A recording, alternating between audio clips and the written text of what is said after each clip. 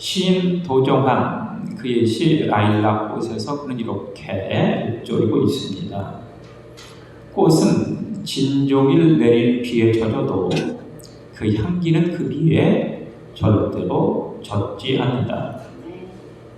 꽃은 비에 젖어도 그 빛깔은 절대로 그 비에 지워지지 않는다. 이렇게 그가 노래했습니다. 꽃은 젖을지 모르나 그 향기는 젖지 않는다. 꽃은 그 빗물에 떨어질지 모르지만 그 빛깔은 절대로 지워지지 않는다. 사람들은 향기를 아주 좋아합니다. 향기.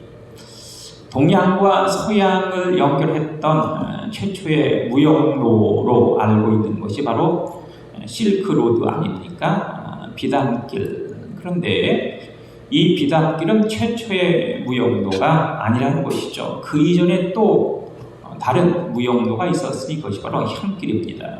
오만에서 가자 지구까지 장장 2,400km에 달하는 그 길, 그 무역로가 바로 향길이었다. 즉 사람들의 최초의 관심사 비단과 옷감이 아니라 향기였다라고 하는 사실을 우리가 잘 알 수 있습니다. 고대뿐만 아니라 현대에 이르기까지 사람들은 이 향기에 많은 관심이 있지 않습니까? 특별히 여자분들이야 두말할 필요가 없습니다. 그런데 이 향기 사람만이 아니라 하나님께서도 무척 기뻐하시고 좋아하시는 것이 바로 이 향기다라고 하는 것을 우리가 알게 됩니다. 이스라엘 백성들이 430년 동안 종살이를 하였는데 하나님께서 모세를 들어서 그들을 출애굽시키셨죠. 그래서 광야로 나왔을 때 하나님께서 모세를 시내 산으로 불러주셨죠. 그래서 시내 산에서 십계명을 주시고 두 돌판에 십계명을 새겨주시고 그 하이법인 율법들을 주셔서 믿음 생활, 신앙 생활 또한 삶의 그 여정에 대한 자세한 아주 상세한 요소들을 그렇게 말씀하여 주셨습니다. 그리고 무엇보다도 하나님을 예배할 수 있는 성전, 성막 그 설계도를 이 모세에게 주므로 모세가 하나님이 말씀하신 그 설계도대로 성막 제작 그 방법대로 성막을 만들게 됐죠. 그런데 이 성막 안, 성소 안에는 반드시 3개가 필요했습니다. 첫째는 등대, 두 번째는 진설병, 세 번째는 금향로. 등대라고 하는 것은 빛 대신 하나님을 너희가 예배해라. 하나님은 빛이시니 그 하나님 앞에 제단을 쌓고 예배해라. 두 번째는 진설병, 떡상인데 떡상, 떡, 말씀이죠. 하나님의 말씀에 순종이라. 세 번째는 금향로. 요한계시록에 보니까 성도들의 기도를 천사가 그 향기를 하나님 보좌에 올려드리는 이런 모습을 우리가 보게 됐죠. 금향로, 하나님 앞에 기도해라. 우리가 특별히 2022년도 설날을 앞두고 있습니다. 이 설날 분명코 한 달 전에 우리가 2022년도를 맞이하긴 했지만 다시 한번 우리가 2022년도를 계획하고 가늠하고 또한 설계하는 그러한 시간이 바로 이 설날인 줄로 믿습니다. 이 설날을 맞이하면서 2022년도 우리가 기도의 해로 삼아야 할 것이고 기도는 기도로 끝나는 것이 아니라 응답의 놀라운 본능을 체험해야 하지 않겠습니까? 모든 문제 풀어지고 질병은 고쳐지고 모든 슬픔 탄식이 변함으로 말미암아 기쁨과 희락이 되는 놀라운 능력이 충만하게 나타나야 할 것입니다. 바로 이 금향로, 이 금향로에 해당하는 것이 바로 기도인데 오늘 본문을 보니까 이 금향로에서 향을 만드는 방법, 그래서 그 향을 태워 산 앞에 올려드리면 하나님이 흠양하신 그 향기가 무엇인가, 그 기도가 무엇인가 라는 사실을 우리에게 들려주시고 있습니다. 이 금향로에서 태울 수 있는 향기, 소합향, 나감향, 풍자향, 그리고 유향, 소금이죠.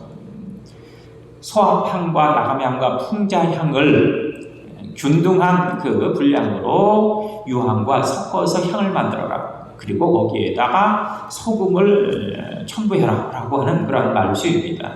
이 소금이라고 하는 건 어떠한 잼을 제사에 다 들어가는 것인데, 이 소금이 필요한 까닭은 변질되는 것 혹은 부패를 방지하기 위해서 첨가되는 것이 바로 소금입니다. 그러니까 이 하나님 앞에 드리는 그 향기, 기도의 향기를 우리가 드리기 위해서는 네 가지를 기억할 필요가 있죠. 소합향, 나감향, 풍자향, 그리고 유향입니다. 이 네 가지 향기, 이 네 가지 기도로 2022년도를 우리가 주님 앞에 부르짖어 기도할 때 하면 놀라운 은혜와 능력과 응답의 역사가 밝게 나타날 줄로 믿습니다. 우리가 하나님 앞에 올려드려야 하는 향기, 그것은 바로 소합향이죠. 이 소합향의 기도, 이 기도를 하나님이 흠양하여 주시고 응답하여 주시는 것입니다. 이 소합향이라고 하는 것, 그것은 시리아의 소합나무에 있는 수액으로 만든 그 수액에서 추출한 향기, 이것이 바로 소합향입니다. 이 소합나무를 다른 말로 떼죽나무다 이렇게 명명하는데, 이 떼죽나무, 모세의 지팡이를 만든 재료가 바로 이 떼죽나무죠. 이 떼죽나무에서 방울방울 떨어지는 그 물방울 같은 수액을 모아서 거기에서 추출된 향기, 그것이 바로 소합향이다.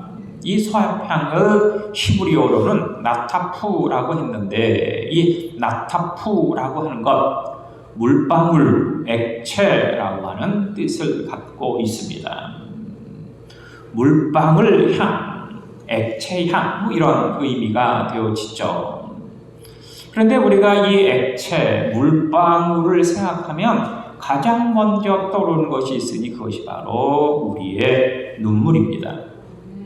눈물, 우리 감정의 상태, 마음의 표현, 진실의 표출의 결정체가 바로 눈물 아니겠습니까? 우리가 기도할 때 우리의 감정과 마음과 진심을 담아 하나님 앞에 올려드리면 그 향기를 하나님께 흠양하시고 응답하신다는 것이죠. 마음과 뜻과 정성과 진정을 가지고 우리가 기도할 때 지성이요 강첨이다 라고 하는 그런 말도 있다시피 하나님께서 그 기도를 흠양하시고 우리에게 놀라운 응답으로 갚아주시는 것입니다.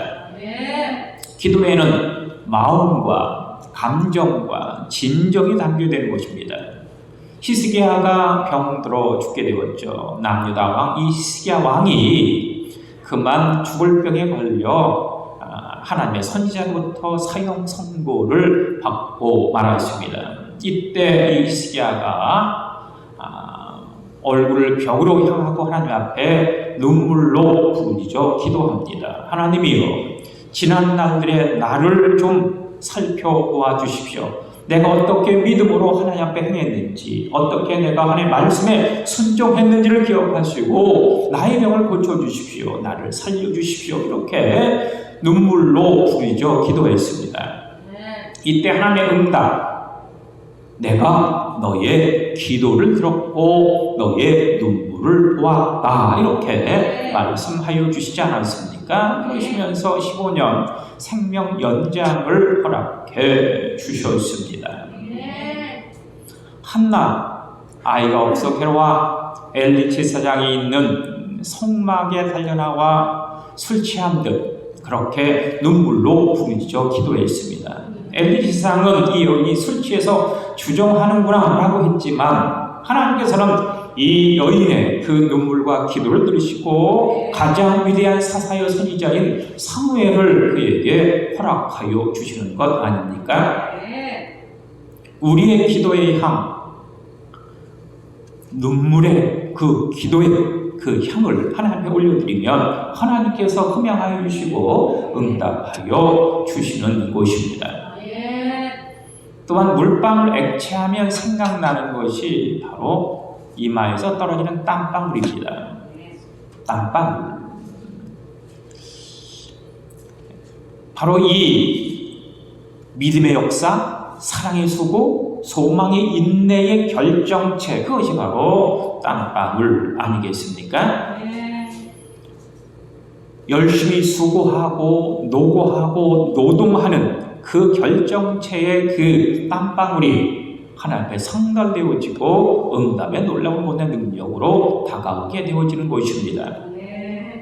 에덴 동산에서 기쁨과 행복을 구하던 이 아담과 하와가 그만 하나님의 명령을 어기고 선악과 나무 열매를 따먹었을 때 하나님께서 이 아담을 책망하시면서 너는 영원토록 수고해야 땅에서 너의 먹을 것이 나올 것이고 너의 이마에서 땀방울이 흘러야 그 땅에서 나는 소산을 너희가 먹고 생명을 유지할 수 있다, 이렇게 말씀하여 주셨습니다.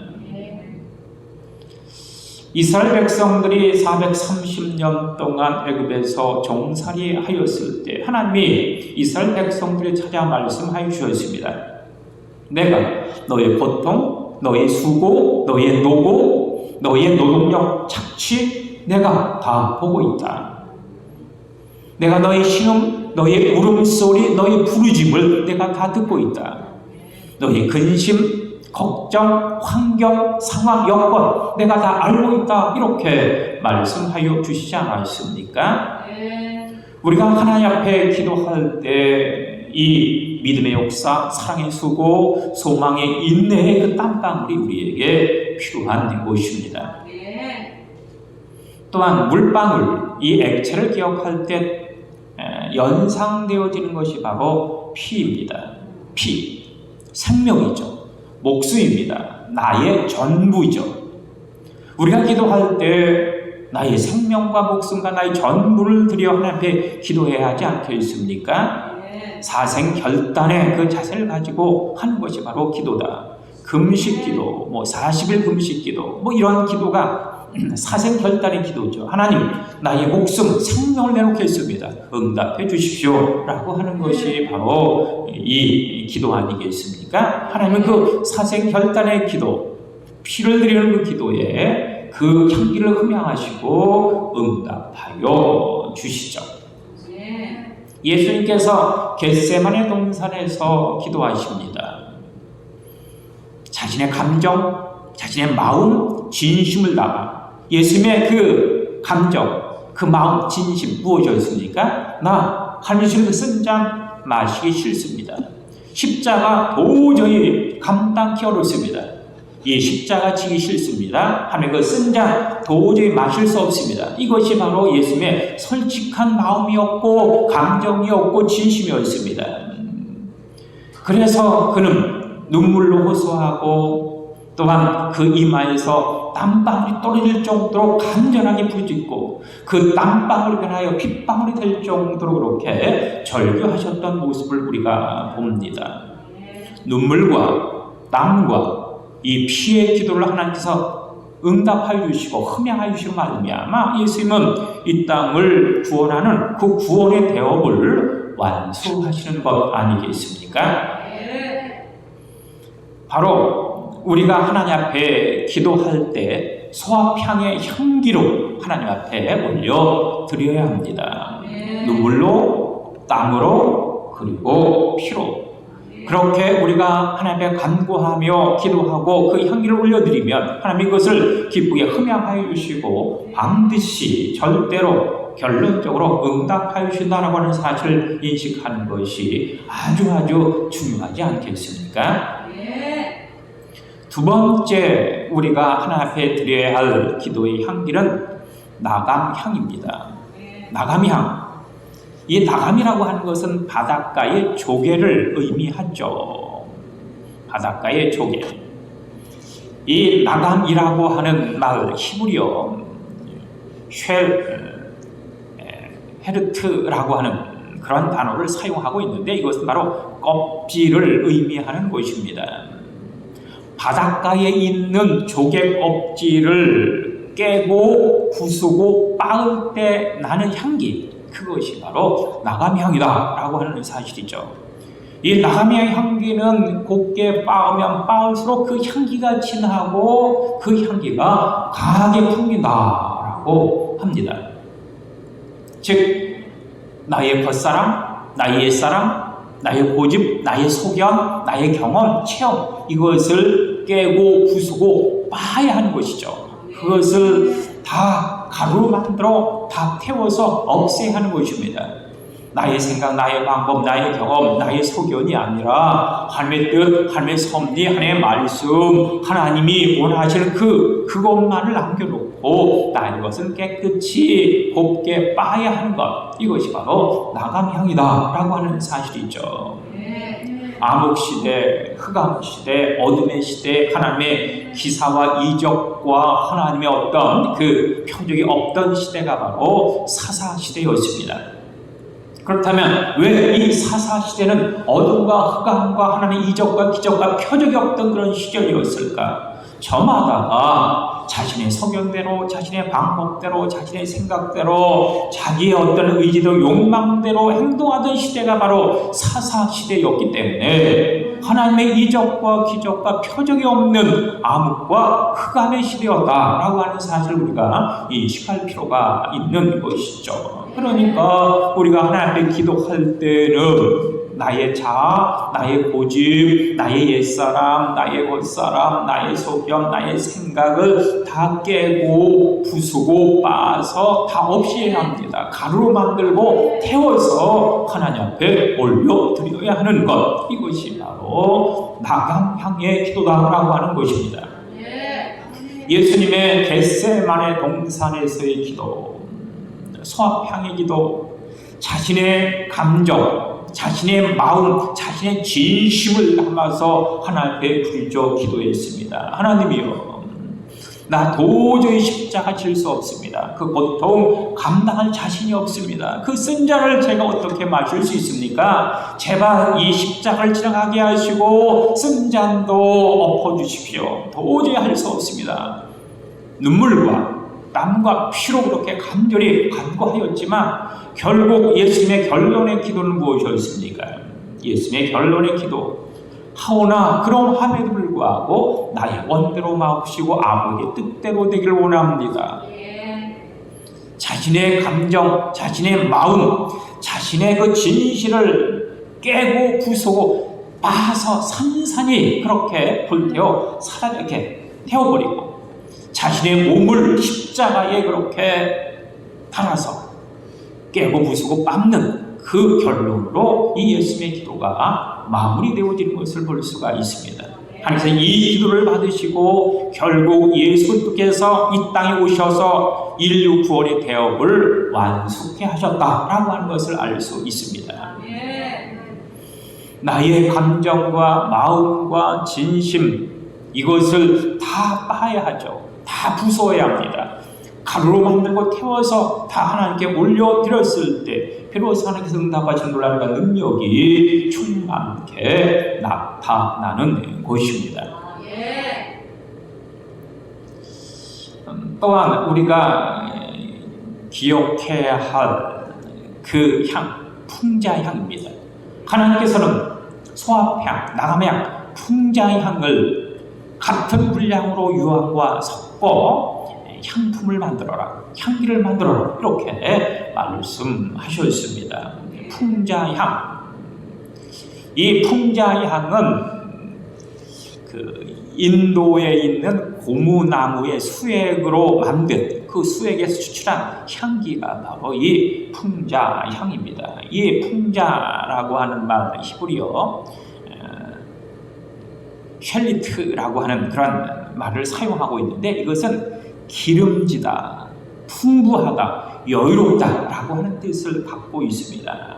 미나리과의 회양풀 그에서 추출한 고무 수지로 만든 그 향, 이 향이 얼마나 강한지 어떤 곤충이라든가 해충들이 접근을 하지 못하는 정도 아주 강한 향을 갖고 있죠. 소합향과 낙향향과도 훨씬 더 강한 향기를 갖고 있는 것이 바로 이 풍자향이다라고 하는 것입니다. 기름지고 풍요하고 부요로운 그 향이 바로 이 풍자향이다라고 하는 것인데, 그렇다면 기도의 결론이 무엇이냐라고 하는 것입니다.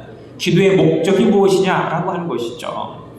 나의 육신의 정욕, 안목의 정욕, 이생의 자랑, 나의 필요, 나의 원함, 이것이 기도의 목적일 수 있지만 이것을 하나님이 원하시는 것이 아니라 이것이 아니라는 것입니다. 더 나아가 큰 목적이 있는데 그 목적이 과연 무엇이냐라고 하는 것입니다. 기도의 목적이 분명히 된다. 그 기도의 목적이 분명해야 그 과정 속에서 나의 원함과 바람과 필요가 채워지는 것이지, 나의 바람과 원함, 육신의 정욕과 안목의 정욕, 이생의 자랑이 기도의 목적이 되어지면 하나님 앞에 상달되어지고 하나님이 흠양하시는 기도가 될 수 없는 것입니다. 예수님의 기도의 목적이 무엇이었을까? 눈물과 땀과 피로 자신의 몸을 깨고 부수고 빻아서 그렇게 최종적인 기도의 목적이 무엇이었을까? 그것은 바로 사랑 아니겠습니까? 잃어버린 하나님의 사랑을 회복하고 깨어진 인간과 인간 사이의 그 사랑을 회복하기 위한 예수 그리스도의 몸부림이 바로 여기에 있는 것이죠. 예수님의 기도의 목적은 사랑의 회복에 있었다라고 하는 것, 이것이 아주 중요합니다. 그렇다면 사랑이 무엇입니까? 사도 바울은 우리에게 명쾌하게 이 사랑에 대해서 정의하고 있습니다. 내가 사람의 방언과 천사의 말을 할지라도 사랑이 없으면 소리나는 부리와 울리는 괭가리가 되어지고, 내가 예언한 능이 있어 모든 비밀과 모든 지식을 알고 또 산을 옮길 만한 믿음이 있을지라도 사랑이 없으면 아무것도 아니요. 내가 내 가진 모든 것으로 남을 구제하고 내 몸을 내어주어 불쌍히 할지라도 사랑이 없으면 내게 아무 유익이 없느니라. 사랑은 온유하며 사랑은 오래 참고 사랑은 시기하지 아니하며 교만하지 아니하며 자랑하지 아니하며 사랑은 무례히 행치 아니하고 자기 유익을 붙지 아니하고 성내지 아니하고 악한 말을 아니하고 불을 기뻐하지 아니하며 진리와 함께 기뻐하며 모든 것을 참으며 모든 것을 믿으며 모든 것을 바라며 모든 것을 견디느니라. 사랑은 언제까지든지 끊어지지 아니하되 예언도 패하고 방언도 그치고 지시도 패하리라. 우리가 지금은 부분적으로 알고 부분적으로 예언하니 온전한 것이 올 때에는 부분적인 것들이 패하리라. 내가 어렸을 적에는 말하는 것이 어린아이 같고 체험하는 것이 또한 어린아이 같고 생각하는 것이 어린아이 같다가 장성한 후에는 어린아이를 다 버렸노라. 우리가 지금은 거울을 본 같이 희미하나 그때는 얼굴과 얼굴을 대하여 볼 것이고 주께서 나를 아신 것 같이 내가 온전히 하리라. 그런즉 믿음, 소망, 사랑 이 세 가지는 항상 있을 것인데 그 중에 제일은 사랑이라. 이 사도 바울이 명쾌하게 그렇게 결론을 내리고 있습니다. 예수님의 기도의 목적, 예수님이 이 땅에 찾아오신 그 이유, 까닭, 바로 사랑의 완성이 있었다. 그래서 예수님은 눈물과 또한 땀과 피로 기도하면서 자신의 몸을 십자가에 내주어 깨고 부수고 빻아서 그렇게 자신을 다 불살라 가루로 만들고 하나님 앞에 올려드림으로 하나님이 그 향기를 받으시고 인류를 구원하시며 이 땅 가운데 하나님의 사랑을 완성하시는 모습을 우리가 볼 수 있습니다. 기도의 목적은 결국 하나님 사랑의 회복에 있다라는 사실을 우리가 분명히 인식해야 하지 않겠습니까? 이렇게 서합향, 나감향, 풍자향을 똑같은 분량으로 유향에 섞어야 하죠. 네 번째 향기가 바로 유향입니다. 이 유향, 약방의 감초처럼 어디나 들어가는 것이 바로 이 유향이죠. 왜냐하면 이 유향은 해독제이기 때문입니다. 독소를 없애는 것. 그렇다면 기도에서 독소라고 하는 것이 과연 무엇이겠습니까? 우리가 기도함에 있어 독의 요소가 무엇일까? 그것은 바로 죄죠. 그래서 반드시 기도에는 회개가 첨부되어야 합니다. 회개 없는 기도가 어떻게 하나님 앞에 상달되고 연락되어 하나님 흠양하시고 응답하실 수 있겠습니까? 내가 거룩하니 너희도 거룩해라. 마음이 청결한 자는 복이 있나니 저희가 하나님을 볼 것이다. 마음이 청결해야 하나님을 볼 수 있고 거룩해야 하나님의 그 소통을 이루므로 말미암아 응답의 놀라운 권한 능력이 것들이 나타날 수 있는 것입니다. 그러니까 이 유향의 향기라고 하는 것은 외계의 향기죠. 통회하고 자복하고 다 주님 앞에 토로해야 합니다. 그렇게 이 외계가 전제가 된 그 기도가 하나님 앞에 연락되어지고 성당되어서 응답의 놀라움과 능력으로 그렇게 다가올 수 있다라고 하는 것 분명코 우리가 배워야 하지 않겠습니까? 그리고 다섯 번째 향기, 소금인데, 소금은 부패와 변질을 방지하는 그런 요소이기 때문에 그것은 이 기도뿐만 아니라 어디든지 다 포함된 것이 바로 소금이죠. 그 소금의 향기가 아니라 다섯 번째는 바로 나 자신의 향기입니다. 내 속에 있는 향기. 사양 한 마리가 자신의 곳곳에서 이렇게 맡아지는 그 아주 아름다운 향긋한 그 향기의 근원을 알고 싶었습니다. 항상 자신의 곳곳에 아름다운 향기가 이렇게 풍기는데 그 향기의 근원이 무엇일까라고 하는 것을 궁금해하면서 온 세상을 헤매기 시작합니다. 산을 넘고 바다를 건너 들판을 가로질러서 과연 내 곳곳을 간지럽히는 이 아름다운 향기가 무엇일까 찾아 헤매고 또 헤맸지만 결국 그 향기의 근원을 찾을 수 없었습니다. 산을 넘고 바다를 건너 들판을 가로질러 다니고 또 다니다가 결국 이 사양로로 그만 지쳐서 쓰러져 죽고 말았습니다. 향기의 근원을 모른 채. 하지만 우리는 알고 있지 않습니까? 그 향기의 근원이 무엇인지를 사양로로 그 자신이었다라고 하는 사실을 우리는 알고 있습니다. 우리는 우리 자신, 나 자신의 그 향기, 가치, 존귀함을 깨달아야 하죠. 하나님께서 하나님의 형상과 모습을 가지고 나를 흙으로 피조하시고 나의 코에 생기를 불어 생명, 사람이 되게 하여 주셨습니다. 뿐만 아니라 하나님께서는 예수를 통하여 말미암아 나를 택정하시고 나를 구속하시고 나를 인쳐서 너는 나의 자녀 백성 일꾼이 아니냐 이렇게 말씀하여 주시고 있는 것입니다.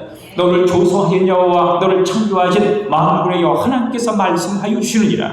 내가 너를 구속하였고 내가 너를 지명하였고 내가 너를 불렀나니 너는 나의 자녀 백성 일꾼이 아니냐. 내가 물 가운데 지날 때 내가 너와 동행할 것이고 강을 건널 때 그 물이 너를 침몰치 못할 것이고 혹시 불구덩이에 던져진다라고 하더라도 그 불이 너를 태울 수 없고 그 불꽃이 너를 사를 수 없다. 이렇게 주님께서는 말씀하여 주셨습니다. 나의 존귀함, 나의 가치, 하나님의 은혜와 은총과 놀라운 권능의 소유자가 바로 나 자신이다 라고 하는 사실을 분명히 인식하는 것이 아주 중요합니다. 내가 누구인가? 하나님의 자녀 백성 일꾼이 아닌가? 하나님의 놀라운 권능한 능력으로 주님이 나를 품어주시고 안아주시고 나를 인도해 주시지 않는가 라고 하는 사실을 우리가 분명히 인식하면서 자부심과 긍지, 자신과 당당함이 우리에게 필요합니다. 그 자부심과 당당함의 향기를 하나님 앞에 올려드림으로 말미암아 하나님의 흥명하시고 응답하신 놀라움과 능력이 충만케 나타나야 할 줄로 믿습니다.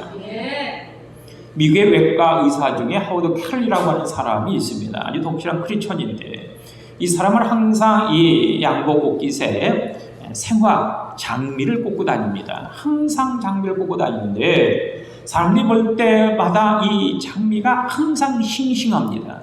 시들지 않고 항상 생기가 있습니다. 참으로 신기하다. 새벽에 나오든 언제 나오든 항상 이 켈리의 옷깃에는 장미 한 송이가 꽂혀 있는데 늘 생생하고 싱싱한 그런 모습으로 꽂혀 있는 것이죠. 그래서 이 켈리에게 사람들이 궁금해서 물었습니다. 선생님, 어떻게 선생님은 그 장미를 늘 언제 항상 꽂고 다니는데 어떻게 시들지 않고 생생하고 싱싱합니까? 그렇게 물어보았습니다.